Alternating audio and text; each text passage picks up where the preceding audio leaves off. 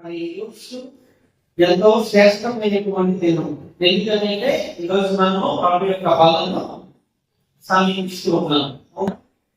ప్రభు యొక్క బలను సమీపిస్తున్నటువంటి మనము ఎక్కువగా సమీపించాలి అనేటువంటి విషయాన్ని పరిశుద్ధమైన గ్రంథముల నుంచి కొన్ని మాటలు మనము జ్ఞాపకం చేసుకుంటూ ప్రభు యొక్క బలను మనము సమీపించాలి. ఈ క్రమాన్ని మనం ఇప్పుడు కూడా మర్చిపోకూడదు. ఎందుకు అంటే ప్రభు యొక్క బల్ల అంటే అది ఆశావాసి రాదు. అది చాలా శ్రేష్టమైనటువంటి విషయము. దాన్ని సమీపించాలి అంటే యోగ్యత అనేది చాలా ప్రాముఖ్యం. అవునా కదా? కాబట్టి యోగ్యులుగా మనం ఏం చేయాలంటే ప్రభు యొక్క బలాన్ని సమీపించాలి. కాబట్టి వాక్యపు వెలుగులో కొన్ని విషయాలు మనం జ్ఞాపకం చేసుకుందాం. కొరింథీయులకు రాసిన మొదటి పత్రిక 11వ అధ్యాయం 27వ వచనం నుంచి 31వ వచనం దాకా ధ్యానం చేసుకుందాం. కాబట్టి ఎవరునూ అయోగ్యముగా భక్తి యొక్క రొట్టెను తినో లేక ఆయన పాత్రలో మీద రాకును వారు ప్రభువు యొక్క శరీరమును కూర్చి రక్తమును కూర్చి అపరాధి. కాబట్టి ప్రతి మనిషికు తను తాను పరీక్షించుకోవాలని చేసి ఆ రొట్టెను తిని ఆ పాత్రను త్రాగవలెను. ప్రభు శరీరముని వివేచింపక తిని త్రాగు వాడు తనకు శిక్షాన్ని కలుగుటకే తాగుతున్నాడు. దీంట్లో అనేకులు బాధితులను రోగులనే ఉన్నారు, చాలా మంది నిద్రిస్తున్నారు. అయితే మనలను మనమే విమర్శించుకున్న ఎడల తీర్పు పొందక పోదుము. దేవునికి స్తోత్రం. హల్లెలూయా. ప్రార్థన చేసుకుందాం. పరిశుద్ధమైన తండ్రి, ప్రేమ స్వరూపుడా, నీ ఘనమైన ఉన్నతమైన కృష్ణుడైన నీ నామమును బట్టి, నీ వ్యక్తిత్వ స్వభావ లక్షణములను బట్టి నీ వందనాలు స్తోత్రాలు.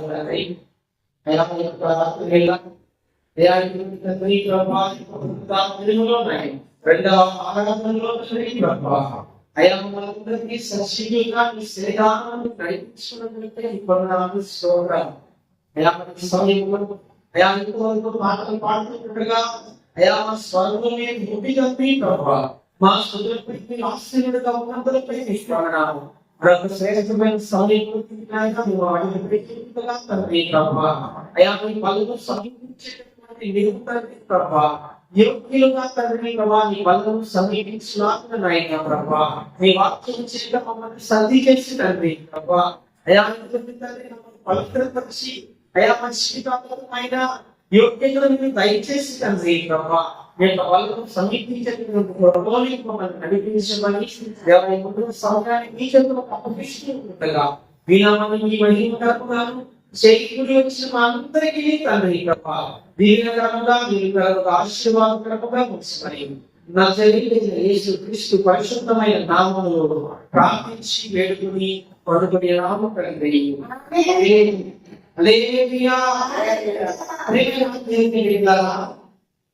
ఇప్పుడు మనము ప్రభు యొక్క పాలన మనం జ్ఞాపకం చేసుకుంటున్నాం. అంటే ఈ వాక్యాన్ని మనం చూస్తే ఇక్కడ ఏమవుతుంది? ఎవరు కూడా అయోగ్యముగా ప్రభు వల్లను సమీపించకూడదు. అంటే మనకి ఏం కావాలా? యోగ్యత కావాలా? అంటే ఈ సృష్టిలో ప్రతి ఒక్క వస్తువుని మనం తీసుకోవాలన్నా మనం పొందుకోవాలన్నా అంటారు కదా, వాడడానికి యోగ్యుడు అంటే అర్హంగా ఒక ఉద్యోగం ఉందనుకోండి, ఆ ఉద్యోగానికి అర్హత కావాలా లేదా? అవును. ఇక్కడ మనం చాలా మంది చాలా పనులు చేసే వాళ్ళుగా మనం ఉన్నాం. అయితే ప్రతి పనికి అర్హత అనే ప్రతి వ్యక్తికి అవసరమే. అట్లాగే ఒక మనిషి పెన్ను ఉంది కదా, పెన్ను ఒక మనిషి పెన్ను వాడుతున్నాడు అంటే ఆ పెన్ను వాడటానికి కూడా అర్హత ఉండాలి. అవును కదా? ప్రతి వస్తువుని అర్థమైంది. ఇప్పుడు కళ్ళలో పెట్టుకుంటారు. ఈ కళ్ళలో పెట్టడానికి మనం కావాల్సింది మనం చీప్ కరెక్ట్ గా లేకపోతే దానికి సంబంధించిన ఆ ఏదైతే ఆ సైట్ కి సంబంధించిన లెన్స్ అనేది పెట్టుకోవాలి. అంటే ప్రతి దానికి ఒక యోగ్యత యోగ్యత లేకుండా ఏది కూడా మనము చేయలేము. ఒకవేళ యోగ్యత లేకుండా మనం ఏంటి అక్కడ ఏమైపోతామండి, ఏమైపోతాం, నవ్వులు పాలైపోవాలి, సిగ్గు పక్షపడకుండా. అదే గమనించే లేదు మరి వాటన్నిటికంటే శ్రేష్టమైనది ఏంటి అంటే ప్రభు యొక్క బల్ల. ఏంటిదండి? ప్రభు యొక్క బల్ల. ఈ బల్లలో ఎవరు చేయవేస్తారు? ఎవరు చేయవేస్తారు? ప్రపంచంలో వేస్తారండి చెయ్య. క్రైస్తవులందరూ చేయవేస్తారండి. క్రైస్తవులందరూ వేస్తారా చెయ్యి? యోగ్యత కలిగిన వారే చేయలేయాలి. బాప్తిసం తీసుకున్నారు, ప్రభు వెంబడిస్తున్నారు అంటే కాదు, కానీ వారు యోగ్యత ఉన్నారా లేదా అని ఆ యోగ్యతను పరిగణించుకోవాలి, స్వపరీక్ష చేసుకోవాలి. అందుకని ఇక్కడ ఒక మాట రాయకూడదు. ఏంటంటే కనుక విమర్శించుకునే మనల్ని మనం ఏం చేయాలి? ఈ సమయంలో విమర్శ తెలుసుకుంటా. ఈ యొక్క బలం గురించి మనం చూసినట్లయితే ఈ యొక్క 11వ అధ్యాయం 23-26 మాట ఏంటంటే, నేను మీకు అప్పగించిన దాన్ని ప్రభు వల్ల పొందితిని. ప్రభు అయిన యేసు తాను అప్పగింపబడిన రాత్రి ఒక రొట్టెను ఎత్తుకొని కృతజ్ఞతాస్తుతులు చెల్లించి దానిని ఇచ్చి, ఇది కొరకైన నా శరీరము, నన్ను చేసుకున్నట్లయితే దీనిని చేయదని చెప్పాను.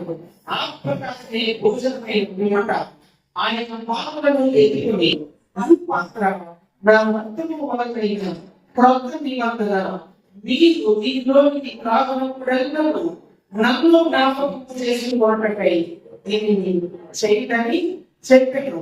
వీరికి రొట్టెని ఈ పాత్రలోనికి రాకున్నప్పుడల్లా ప్రభువు వచ్చినప్పుడు ఆయన మరణమును ప్రచురించును. దేవునికి స్తోత్రం. హల్లెలూయా. ఈ యొక్క 23వ వచనం నుంచి 26వ వచనం దాకా మనం చూస్తే 2 విషయాలు కాబట్టి 24వ వచనంలో చివరి మాట చదవండి. నన్ను జ్ఞాపకం చేసుకొనుటకై. తర్వాత 25వ వచనం చివరి భాగం చదవండి. నన్ను జ్ఞాపకం దీన్ని చేయండి. అంటే ప్రభువు బలని ఎందుకు మనం ఏం చేస్తాం? ఎందుకు ఇది రొటీన్గా జరుగుతాము, ఎందుకు మనం ఆచరిస్తున్నాము? ప్రభువుని మనం ఏం చేస్తున్నాం? ఏం చేస్తున్నాం? జ్ఞాపకం చేసి అర్థమవుతుందా? ప్రభువుని మనం జ్ఞాపకం చేసుకుంటా ఉన్నాము. ఏమి జ్ఞాపకం చేసుకున్నాం అంటే ఆ రొట్టెని ఏమని జ్ఞాపకం చేసుకున్నామంట? అది ఏమని? అది రొట్టె శరీరానికి సాదృశ్యంగా ఉంటే మనం జ్ఞాపకం చేసుకున్నాం. ఆ యొక్క ద్రాక్ష రసాన్ని యేసుక్రీస్తు ప్రభువు మన కొరకు కాల్చినటువంటి రక్తముగా మనం జ్ఞాపకం చేసుకుంటున్నాం. ఆయన మన కొరకు పడినటువంటి హింసను మనం జ్ఞాపకం చేసుకుంటున్నాం. ఆ జ్ఞాపకాన్ని మనము చేసుకుంటున్నాము. అయితే పిల్లగా జ్ఞాపకం చేసుకుని దీనితో చేసే ప్రతి ఒక్కరు కూడా ఏం చేయాలంటారా? చదవండి. మీ పాత్రలో మీరు త్రాగడం ప్రభు వచ్చునప్పుడు ఆయన మరణంలో ప్రచురించుదురు. ఈ రొట్టెలు అంటారు కదా, మీరు రొట్టెని త్రాగునప్పుడు ఏం చేయాలి? ప్రభు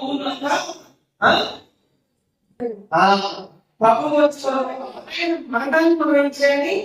ప్రచురించాలి. అలా ఉందా? అంటే ప్రభు యొక్క బలలో చేసినటువంటి వారిని జ్ఞాపకం చేసుకోవడం మాత్రమే కాదు, మనం ఏం చేయాలంటే ఆయన వచ్చు వరకు ఆయన మరణాన్ని ప్రచురం చేయాలి. యోచన అంటే మనము ప్రచురము చేస్తున్నామా? ప్రచురము చేస్తున్నాం. యొక్క ప్రభు యొక్క బలంలో మనం చేసే మనందరం కూడా ఏంటి అంటే గమనించాలి. ప్రచురణ చేసే వారిగా ఉండాలి, అంటే క్రీస్తుని ప్రకటించే వారిగా ఉండాలి. ఎలా ప్రకటించాలి క్రీస్తుని? ఎలా ప్రకటించాలి?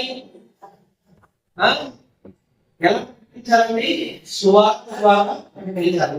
పరిశుద్ధ బైబిల్ గ్రంథంలో సువార్త పత్రికలు ఎన్ని? 4 సువార్త పత్రికలు ఉన్నాయి. అర్థమవుతుందా? 4 సువార్త పత్రికలు. ఏంటి ఆ సువార్తలు? మత్తయి సువార్త, మార్కు సువార్త, లూకా సువార్త, యోహాను సువార్త. ఈ 4 సువార్తలు ఉన్నాయి కదా. మరి ఒక సువార్త కూడా ఉంది. అది ఏంటంటే ఈ 4 సువార్తల వల్ల తక్కువ సువార్త ప్రకటించబడింది, కానీ నేను చెప్పబోయే 5వ సువార్త వల్ల పూర్తిగా ముందలంత వరకు కూడా సువార్తని చాలా తేటతెల్లంగా ప్రకటించబడతా ఉంది. ఆ 5వ సువార్త ఎవరో కాదు, అది నీవు నేనే.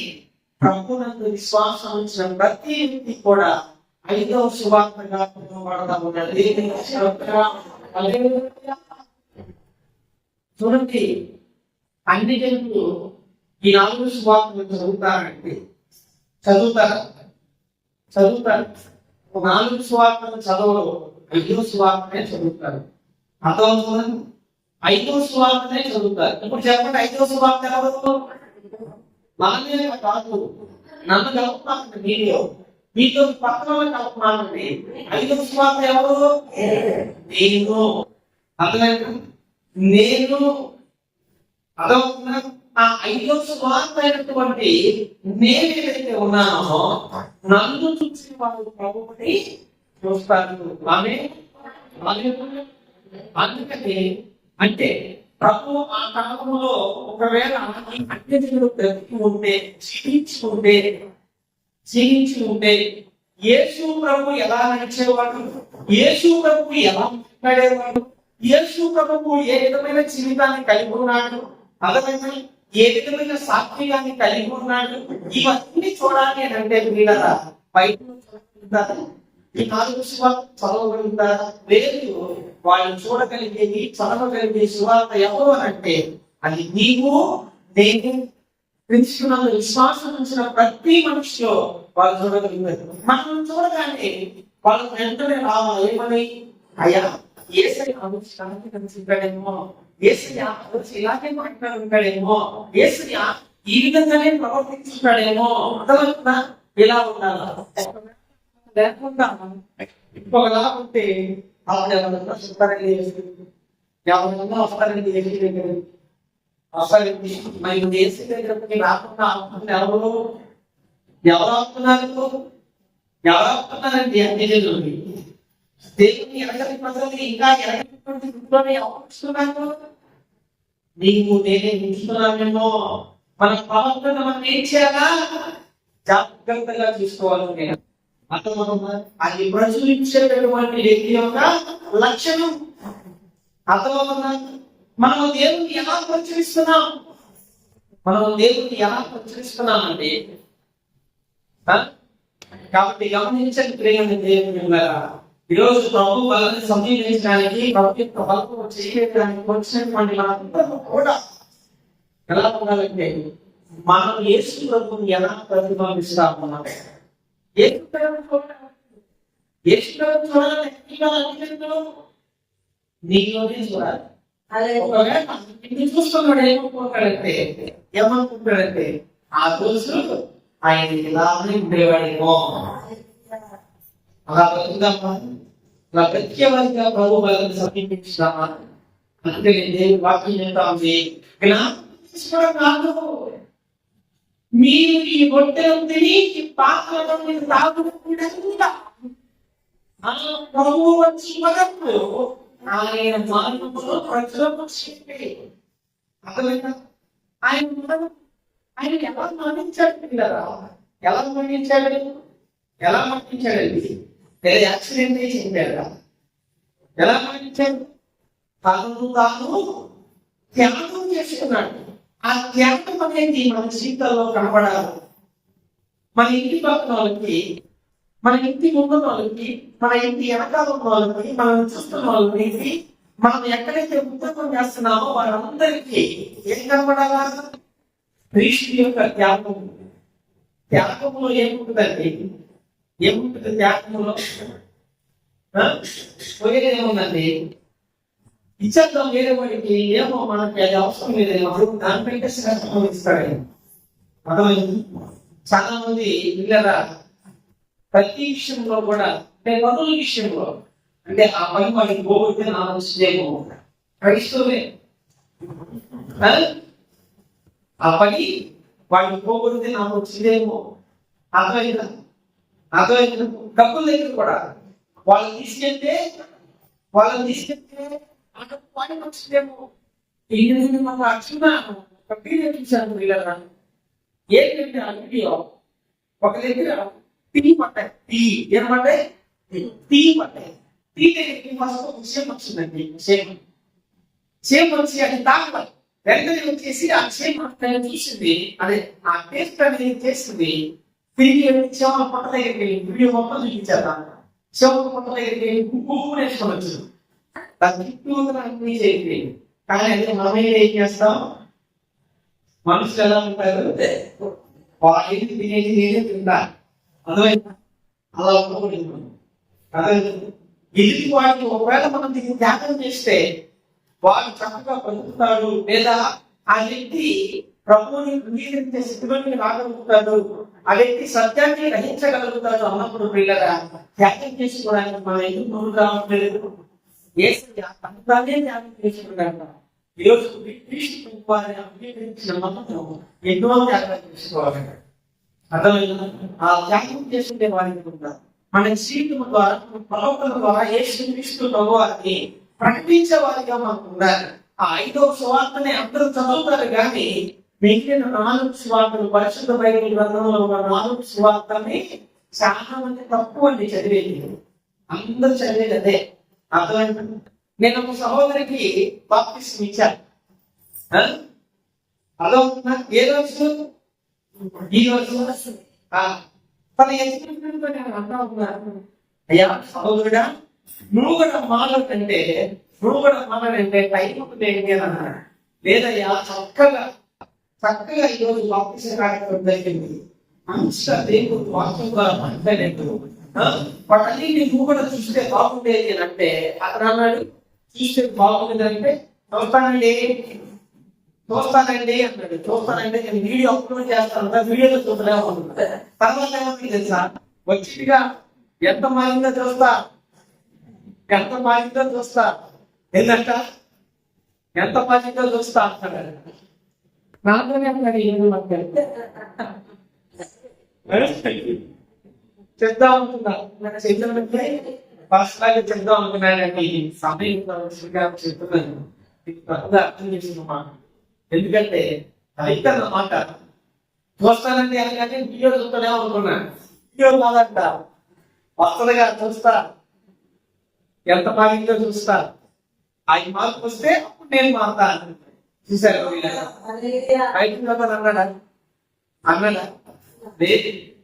ఎవరితో కొడుతున్నారు మార్కు? నీతో. అర్థమవుతుందమ్మా? నీతో, నాతో. అర్థమవుతుందా?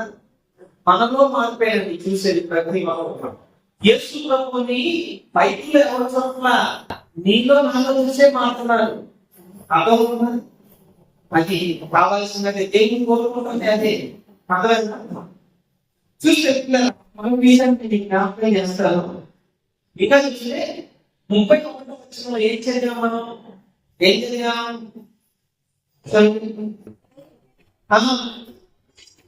అయితే మనల్ని మనమే విమర్శించిన వాళ్ళని ఎడల పదం కోరుకు. అంటే ఈ పదము చేసేటప్పుడు మనం ఏం చేయాలి? ఒకటే ప్రచురించే వారిగా ఉండాలి. జ్ఞాపకం చేసుకోవడం మాత్రమే కాదు, ప్రచురించే వారిగా ఉండాలి. రెండో విషయం ఏంటంటే మనల్ని మనమే విమర్శించుకునే వారిగా ఉండాలి. ఎలా ఉండాలి? విమర్శించుకునే వారిగా ఉండాలి. పరిశుద్ధమైన గ్రంథంలో మనం చూసినట్లయితే ఒక 2 భక్తులు ఉన్నారు. వారి యొక్క విమర్శ ఎలా ఉందో చూసినట్లయితే మనం ఎలా విమర్శిస్తుంది వాళ్ళకి సమీపించాలో మనకు అర్థమైంది. చూడండి, లూకాసు వార్త 18వ అధ్యాయము.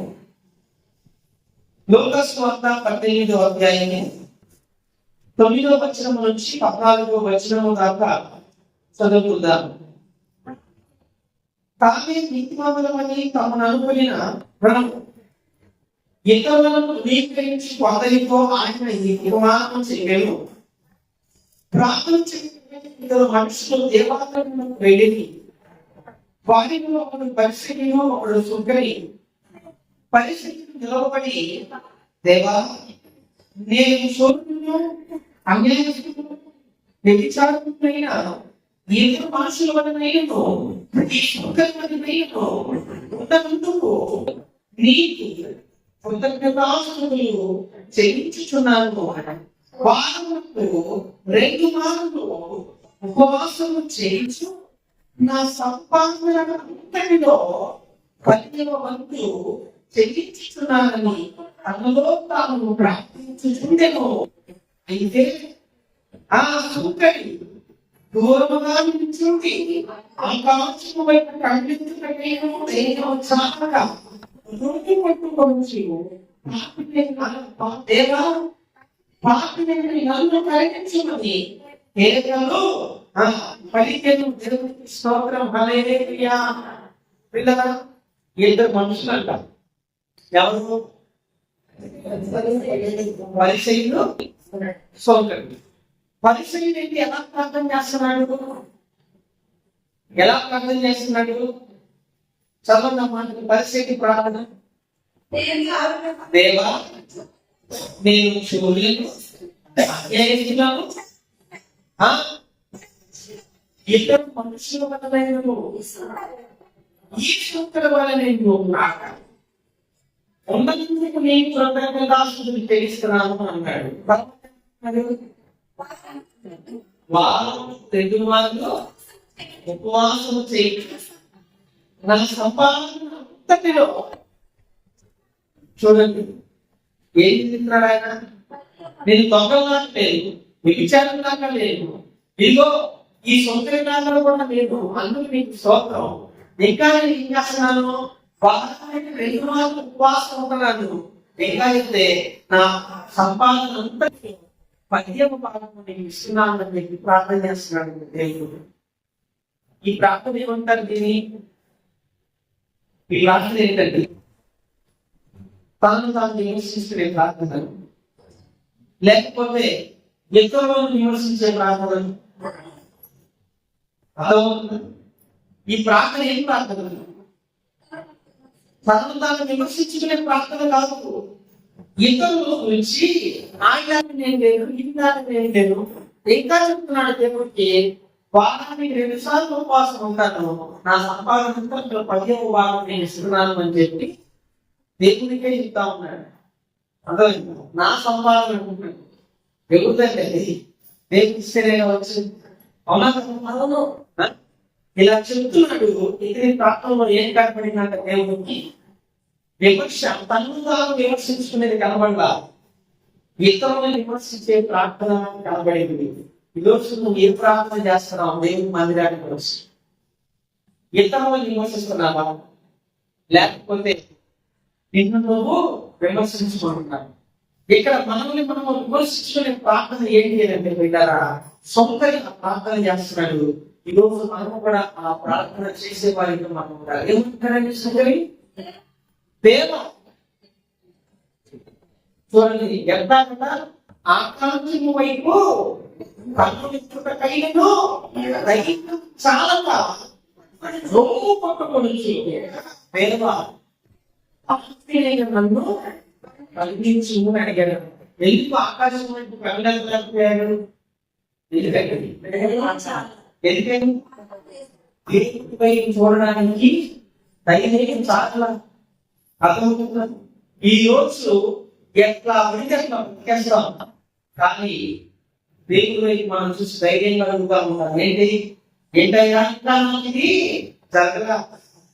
ఎవరైనా అడిగితే నేను దేవుడి దగ్గరికి ఎందుకు ప్రార్థన కావాలంటే దేవుడు నాకు జరగనిలా, అంటే నేను అనుకోగల జరగలా, అర్థమైందా? నా అవసరం తీరలా, ఇదే ఉన్నాయి మనుషుల్లో. అర్థమైందా? అంటే గమనించండి, అవకాశం వైపు కనుగొనడం ధైర్యం చాలలేదన్నమాట. ఎందుకంటే దేవుని యొక్క పవిత్రత, దేవుని యొక్క వ్యక్తిత్వ స్వభావ లక్షణాలు, ఆయన ప్రభావ శక్తి వాటన్నిటిని గ్రహించినటువంటి వ్యక్తిగా ఉన్నాడు. ఈ రోజు మనము దేవుని దగ్గరికి ఎలా వస్తున్నాము? అవసరాల కోసం వస్తా ఉన్నాము. విమర్శ మనం ఎలాంటి విమర్శ చేసుకుంటున్నాం? ఇతరులను విమర్శిస్తా ఉన్నాం. పరిస్థితి ఒకటి. కానీ పిల్లరా, ఈ యొక్క సూత్రం మనం ప్రార్థన ఉండాలి. ఏముండాలా? ప్రార్థన ఉండాలి. ఇప్పుడు మనం ఏమని ప్రార్థన చేసుకుని ప్రభు వల్లని సమీపించాలి? పాపినైన నన్ను నేను అడుగుతున్నాను. పోయినతో పదం వచ్చి చేసారా లేదా? మరి ఇప్పుడు దాకా నేను ఏం పాపం చేయలేదు అని చేయగలదు. నాతో సహా అందరూ పాపం లేదు, అందరూ పాపం లేదు. దేవుడు వాక్యం చెబుతుంది, నీతి మందులు లేదా అందరూ దాన్ని కట్టి పనికి మానవులైపోయి దేవుడు అనుగ్రహించు మహిమను కోల్పోయేటువంటి. అందుకని గమనించాలి, మన జీవితంలో ప్రతి క్షణము కూడా మనం మారు మనసు అనేది చాలా అవసరం. అది ఎంత పెద్ద సేవకుడైనా మారు మనసు అనేది ప్రతి ఒక్కరికి చాలా అవసరం. ఎందుకంటే ప్రతి క్షణం మారు మనసు పొందుతూనే ఉంటారు. ఎందుకంటే మనం ఏదో విధంగా దేవుడికి వ్యతిరేకమైన పని మనం చేస్తానే ఉంటాం. ఎందుకంటే మనిషికి వ్యతిరేకంగా మనం పని చేస్తాము అంటే ఆ మనిషి ఎవరి పోలిక? దేవుని పోలిక. అతను మనిషికి మనం ఏదైనా అన్యాయం చేస్తే, మనిషికి ఏదైనా వ్యతిరేకమైన పని చేస్తే అది మనం ఎవరికి పని చేసినట్టు? దేవుడికి చేసినట్టు. కాబట్టి గమనించిన ప్రియులరా, మారు మనస్సు అనేది మనం అందరికీ ఎంత పెద్ద శాపకుడైనా చివరికి సంఘంలో చేర్చబడే చివరి వ్యక్తికైనా మారు మనసు అనేది ప్రతి క్షణం అవసరమై ఉన్నది. కాబట్టి మనం ఏంటంటే పిల్లరా, మనం పాపులమే, మనమే పరిశుద్ధులే కాదు, దేవుని వాక్యంగా మనం చూసినట్లయితే. అయితే విషయం ఏంటంటే పిల్లరా, ఎప్పుడైతే మనం ప్రార్థన ద్వారా, మారు మనసు ద్వారా, పశ్చాత్తాపము ద్వారా మనం ప్రార్థనలో జ్ఞాపకం చేసుకుంటూ ఉంటామో అప్పుడల్లా మనం ఏమవుతామంటే యేసు యొక్క రక్తము ద్వారా ఏమవుతున్నాం? మనము పవిత్రపరచబడతా ఉన్నాము. మనం ఎప్పుడైతే ఒప్పుకుంటూ ఉంటున్నామో అది ఏమవుతుంది అంటే దేవుని సన్నిధిలో, దేవుని యొక్క దృష్టిలో అవన్నీ కూడా కనికరించబడతా ఉన్నాయి. సామెతల గ్రంథం 28వ అధ్యాయం 11వ వచనంలో ఉన్నది. ఈ అవసరం లేదు, అతిక్రమమును దాచిపెట్టువాడు కానీ వాటిని ఒప్పుకొని విడిచిపెట్టువాడు కనికరము పొందుతున్నాడు. కాబట్టి మనం ఏదైనా, ఎందుకంటే తెలిసి ఎవరు పాపం చేయదని, తెలియకుండా ఏదైనా పాపం అనేది జరిగిపోతాం కదా. తెలిసి చేస్తేనేమో అదేమవుతుంది? పాపం అవుతుంది. తెలియకుండా చేస్తేనేమో అదేమవుతుంది? తప్పు అవుతుంది. అర్థమైందా? యాక్సిడెంట్ కి అంత శిక్ష ఉండదు, కానీ మర్డర్కి శిక్ష. యాక్సిడెంట్ చేసి ఒక మనిషిని చంపేశాం అనుకోండి, అంటే అనుకోకుండా. యాక్సిడెంట్ అనేది మనం ఏమంటే అన్ఎక్స్పెక్టెడ్ గా, అనుకోకుండా జరిగేది యాక్సిడెంట్. అర్థమైంది? యాక్సిడెంట్ జరిగితే ఆ యాక్సిడెంట్ చేసినటువంటి ఆ యొక్క వ్యక్తి ఎవరైతే ఉన్నారో ఆ వ్యక్తికి అంత పెద్ద శిక్ష పడదు. కానీ అదే ఆ వ్యక్తి కావాలని యాక్సిడెంట్ చేశారు అనుకోండి, అదేమవుతుంది? మర్డర్ అయిపోతుంది.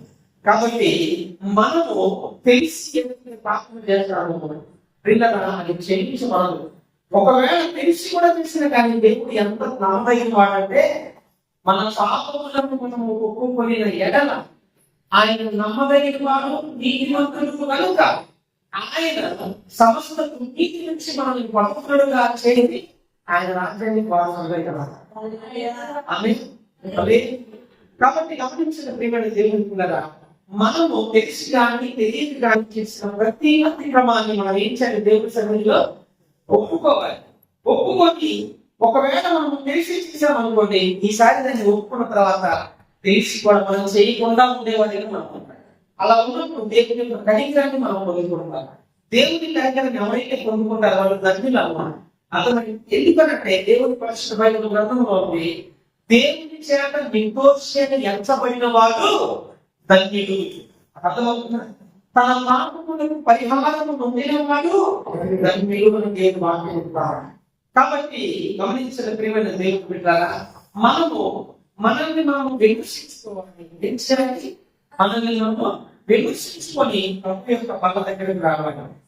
అందుకని ఇక్కడ ఏమని ప్రయత్నించంటే యాక్చువల్లీ 14వ వచనంలో లోకాసు వార్త 18వ అధ్యాయం 14వ వచనంలో చూస్తే చదవండి ఆ మాటని. అతనికంటే ఇతడు నీతిమంతులుగా ఎంచబడి తన ఇంటికి వెళ్ళని నీతిగా చెప్తున్నాను. తనను తాను హెచ్చించుకున్న వాడు తగ్గించబడనని, తనను తాను తగ్గించుకున్న వాడు హెచ్చించబడనని చెప్పాను. వీళ్ళరా ఈ పరిచయులు సోదరిలో ఎవరు నీతిమంతులుగా తెలుసుకోవాలి? దేవుని వైపు కనిపించడానికి చాలా, ఎందుకంటే గ్రహించాడు. ఈ రోజు దేవుని దగ్గరికి వచ్చే మనందరం కూడా ఏంటంటే మనం ఎప్పుడు కూడా మన పాపపు స్థితిని గ్రహించి మనం అడుగు పెట్టేవారిగా ఉన్నారు, జాగ్రత్తగా అడుగు పెట్టేవారిగా ఉన్నారు.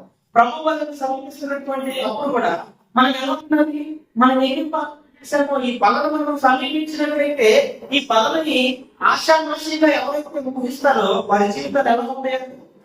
మనము ఏదో యాదృచ్ఛికంగా వచ్చేసి బలం వచ్చేసి వెళ్ళిపోతే ఏమైపోతుంది? దేవుని మాత్రం ఏం చెప్తా ఉంది అక్కడ చూడండి. ఆ బట్టని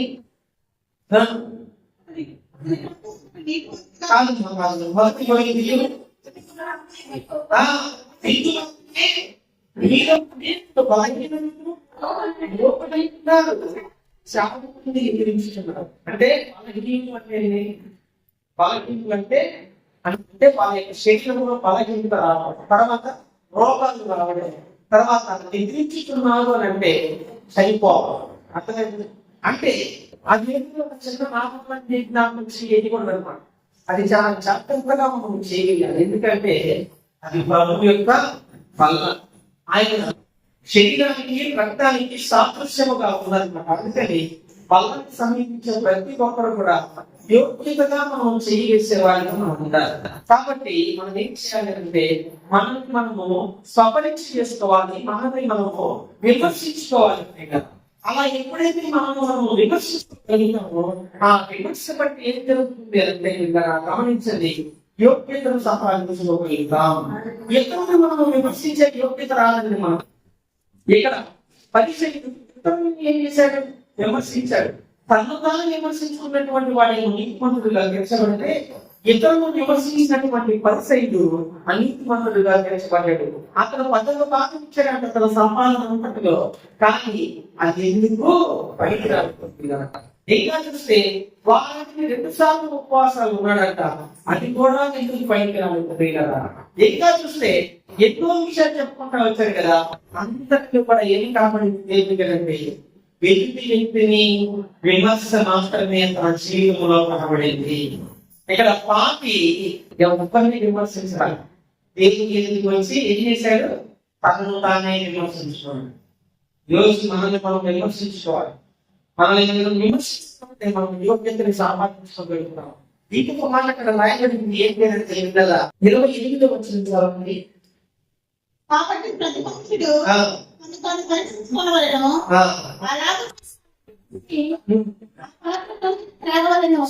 ఇక్కడ మొదటిగా ఏం చెప్పాను? జ్ఞాపకం చేసుకోవడం మాత్రమే కాదు, ఏం చేయాలా? ప్రభువు వచ్చే వరకు ఆయన మరణమును ప్రచురణ చేయవారిగా ఉంటూ ప్రభు వాళ్ళని సమీపించాలి. 2వ విషయం. 3వ విషయం ఏంటిది? ఇతరులను విమర్శించడం కాదు, దేవుని దగ్గరికి వచ్చే మనము వాళ్ళని సమీపించే మనము మనల్ని మనమే విమర్శించుకోవాలి. అప్పుడు మనం నీతిమంతులుగా తీర్చబడతాము. 4వ విషయం ఏంటంటే మనము మనల్ని మనం పరీక్షించుకోవాలి. అలా పరీక్షించుకొని ఈ యొక్క రొట్టెని తినాలి, ఈ యొక్క పాత్రలో తాగాలి. పరీక్ష ఏ విషయంలో? పరీక్ష రాసిన పత్రికలో ఉంటుంది. మన విశ్వాసము మనము పరీక్షించుకోవాలి. ఏం పరీక్షించుకోవాలా? విశ్వాసమును పరీక్షించుకోవాలి. అంటే విశ్వాసం ఎలా పరీక్షించుకోవడం? ఇది ఎలా పరీక్షించుకుంటామండి అంటే ప్రభువుని నమ్ముకున్నటువంటి మనము ఆ నమ్మకానికి అది ఆ నమ్మకం ఎలా ఉండాలి? క్రియలో ఉండాలి. క్రియలో ఉండాలి. అందుకని బైబిల్ ఏం చెప్తుంది? క్రియ లేని విశ్వాసము ఉత్తమము సమానం. యేసు ప్రభువుని నేను నమ్మాను అని అన్నవాడు ఏం చేస్తాడు? ఏం చేస్తాడని ఈరోజు చెల్లి ఏం చేసింది? అందుకని బైబిల్ గ్రంథంలో రాయబడింది ఏంటంటే మార్క్స్ వార్త 16 వచనంలో నమ్మి బాప్తిస్మము పొందినవాడు రక్షించబడు. నమ్మి ఏం చేయాలా? ఇప్పుడు నమ్మకము ఏంటంటే అది మొత్తంలో సమానము. ఇప్పుడు నమ్మాడు, అది బాప్తిస్మములో చూపిస్తున్నాడు. దానికి ఫలితం ఏంటి? అదో నమ్మి బాప్తిస్మం పొందిన వాడు రక్షించబడుతుంది. అంటే వాడు నమ్మట్లేదు కాబట్టి బాప్తిస్మం తీసుకోవాలి. అదే ఒకవేళ స్థితిలో మనం ఉన్నట్లయితే ఆలస్యం చేయమంటుంది. ఎందుకంటే రక్షణ అనేది చాలా శ్రేష్టమైనది. రక్షణ చాలా శ్రేష్టమైనది. ఎందుకు శ్రేష్టమైనదంటే రక్షణ అనేది లేకుండా క్రీస్తు యొక్క శరీరం అనబడే సంఘములో మనం చేర్చబడకుండా మీద ఒకవేళ ఈ లోకాన్ని విడిచిపెట్టి మనం వెళ్ళిపోతే ఆ జీవితం మనం వెళ్ళి పనికిరాదు. రక్షణ అనేది చాలా ప్రాముఖ్యం. చాలా ప్రాముఖ్యం పిల్లలు, చాలా ప్రాముఖ్యం. అందుకని రక్షణని అలక్ష్యం చేయకూడదు. ఏం చేయాలి? రక్షణని లక్ష్య పెట్టి ఏం చేయాలి? బాప్తిస్మ సంఘంలో చేర్చబడాలి. ఎప్పుడైతే మనం అలా చేర్చబడతామో రక్షణ మనం ఈరోజు నేను ఉదయకాల సమయంలో వర్తమానం చెప్పాను. చాలా శ్రేష్టమైన వర్తమానం. నేను ఈరోజు నైట్ అది అప్లోడ్ చేస్తాను. మీ అందరూ కూడా ఒకవేళ మీకు సహాయం దొరికితే దాన్ని వినండి. మరలా చెప్పాలి అంటే మరలా ఇంకొక బాప్తిస్మ కార్యక్రమానికి మనం సిద్ధపడాలి. ఏం చెప్పాను అందులో? బాప్తిస్మ అంటే ఏంటి? అర్థమైందా? బాప్తిస్మ తీసుకున్నప్పుడు ఏం జరుగుతుంది? బాప్తిస్మ తీసుకున్నటువంటి వ్యక్తి జీవితంలో ఏ విధమైన కార్యాలు జరుగుతాయి?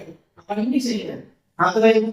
కాబట్టి వాటన్నిటిని కూడా చాలా జాగ్రత్తగా వింటారని మీ అందరికీ తెలియజేస్తా ఉన్నాను.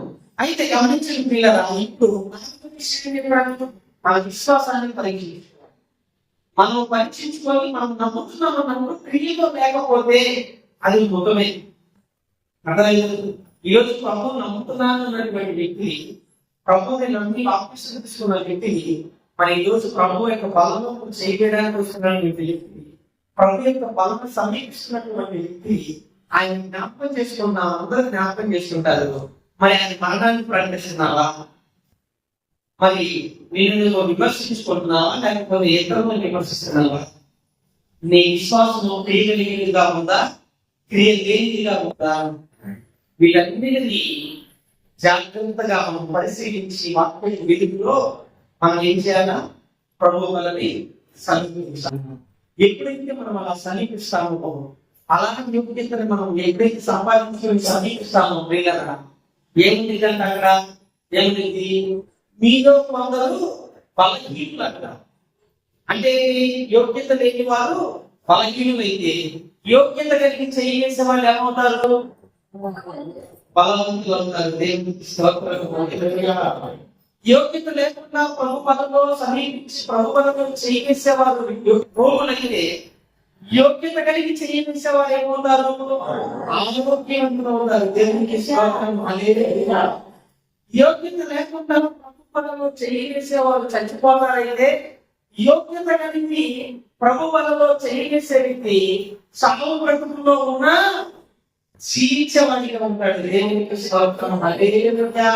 కాబట్టి గమనించండి ప్రియమైన దేవుడు ఉన్నారా, ఈరోజు ప్రభు వల్ల మనం సమీపిస్తా ఉన్నాము. యోగ్యత యోగ్యత యోగ్యత ఈ యోగ్యతని మనము సంపాదించుకోవాలి. ఒకవేళ పోయిన మాసంలో మీరు ప్రభు వాళ్ళకు చేశారు, మాసంలో ప్రభు వాళ్ళని సమీపించుకోవాలన్నారు. ఒకవేళ మీరు తెలిసినాము ఏదైనా చేయదు. ఎందుకంటే మన అందరినీ మనుషులమే, నీతి మంత్రులు ఒక్కరికి లేదండి. వాక్యం తెలుతా ఉంది. మనమందరం ప్రార్థన పూర్వకంగా మనిషిగా సంపాదించుకోవాలి. ఎందుకంటే ప్రార్థన చేయ ప్రతి వాడు రక్షించబడతాడు ఉంది. కాబట్టి ప్రార్థన ద్వారా మన యొక్క పాపపు జీవితాన్ని, మన యొక్క అవిధేయతను, మన యొక్క వ్యతిరేక శక్తిని మనం ఒప్పుకున్నాం. వ్యక్తిగత దేవుడు సన్నిధిలో పిల్లల దేవుడు ఎక్కువ తెలుసా, ఒక్క కంటికి ముందు మన వర్షం దేవుడు అంటే పాపం చేసినది ఎలా ఉంటారండి, ఎలా ఉంటుంది ఇతను ఎలా కనుక రొమ్ము కొనుక్కుంటున్నాడు, ఎంత రోజుంటాడు తెలుసా. ఆ విధంగా మనం కూడా రోజు సమయంలో 2 నిమిషాలు ప్రాంతంలో పడవండి. ప్రభు గారిని సమీపించండి. ఒకవేళ ఇంకా ప్రభు గారిని సమీపించినటువంటి స్థితి అంటే మీరు క్రీస్తు యేసునందు లేకుండా ఇంకా ఒకవేళ లోకంలోనే బ్రతుకుతున్నట్లయితే ఈ విషయాలను మీరు గ్రహించి ప్రార్థన చేసుకోండి. దేవుని అడగండి, అయ్యా మాకు సహాయం చేయగలవా, అయ్యా మీ రక్షణ అనుభవంలోని నడిపించగలవా, అయ్యా ఇక్కడ నీ బలంలో నేను చేయగలిస్తే పరలోక రాజ్యంలో, అయ్యా తండ్రి రాజ్యంలో తండ్రి అక్కడ కూడా నీకు నేను చేయలేసే వారిని ఉంటామని వాహనం చెప్తా ఉంది.